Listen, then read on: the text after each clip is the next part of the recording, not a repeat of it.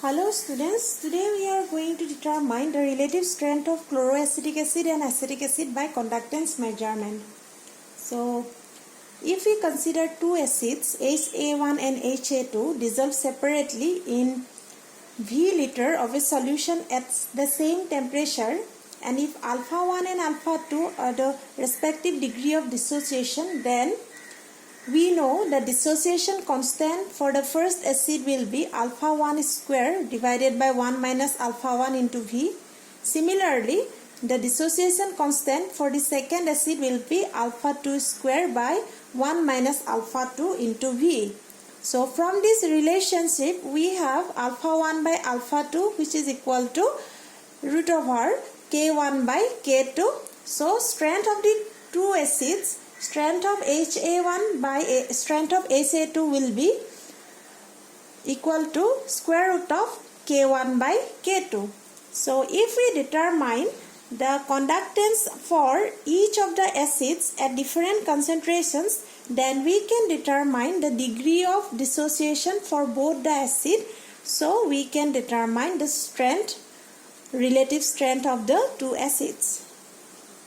So for determination of relative strength of chloroacetic acid and acetic acid by conductivity measurement, we have to prepare at least 3 solutions of both of the acids, chloroacetic acid and acetic acid, and we have to measure the conductance. So we have already prepared 0.1 molar acetic acid and 0.1 molar chloroacetic acid.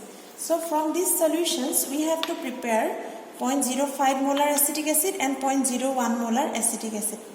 So by dilution formula, we have to add 50 ml 0.1 molar acetic acid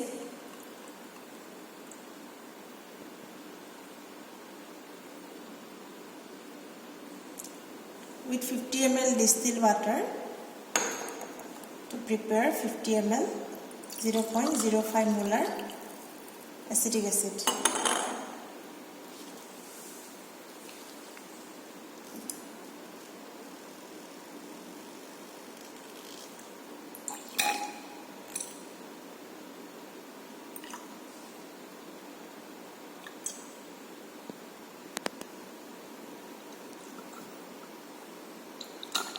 So here we have prepared 0.05 molar acetic acid, and from 0.05 molar acetic acid to 100 ml 0.01 molar acetic acid, we have to take 20 ml of 0.05 molar acetic acid by dilution method formula.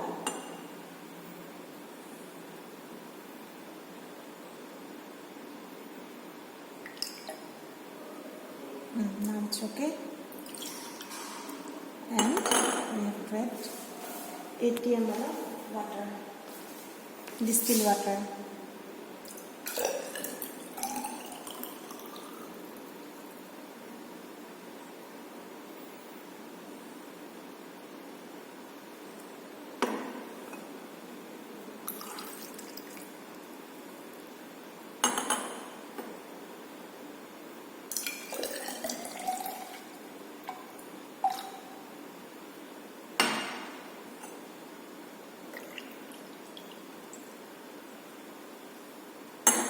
Again, for chloroacetic acid also,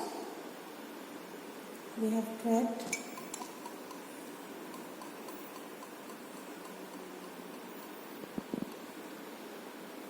50 ml 0.01 molar chloroacetic acid with 51 ml distilled water to get 100 ml 0.05 molar chloroacetic acid.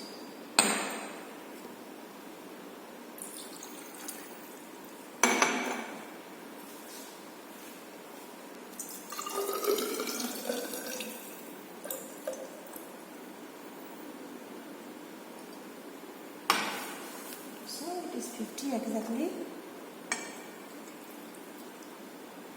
and again for preparation of 100 ml 0.01 molar chloroacetic acid, we have to take 20 ml 0.05 molar chloroacetic acid.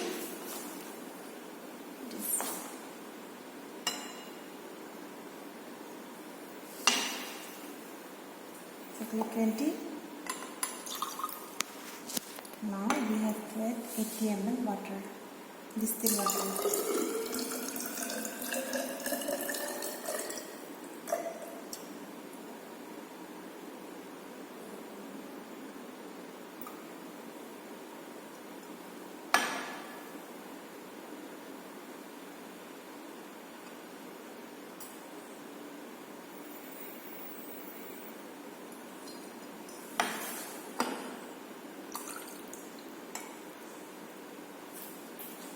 To simply measure the conductance.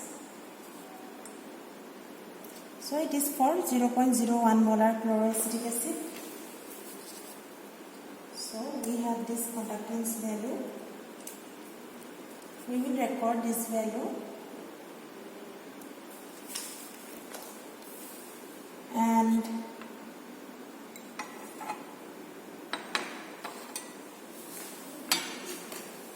the next we will record the conductance value of 0.05 molar chloroacetic acid.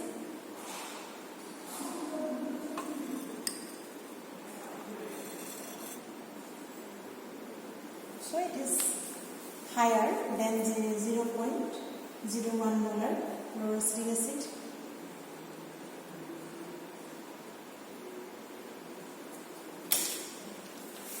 Then we have to record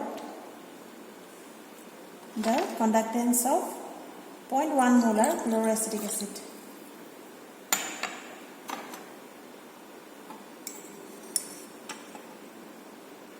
So here the value is quite high.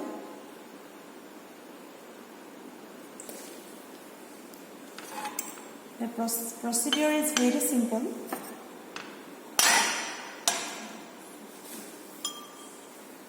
Again we will wash the cell, then we will take the conductance value of acetic acid, and finally we will determine the relative strength of the two acids.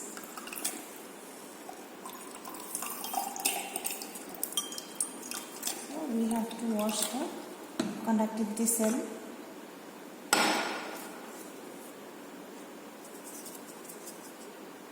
We should be very careful.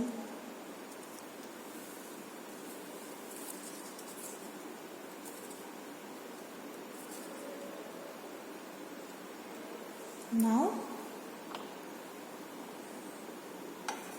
we are measuring the conductance of acetic acid. It is for 0.01 molar acetic acid. The value is very less,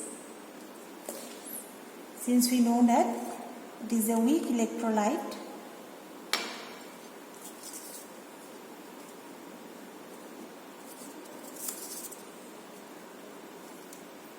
That means it is partially dissociated into ions, so it gives low conductivity.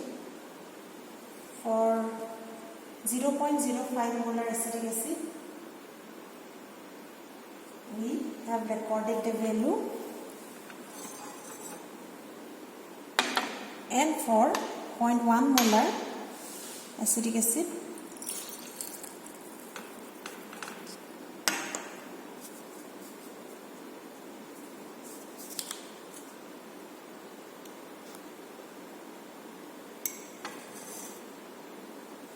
also we have recorded the conductance value.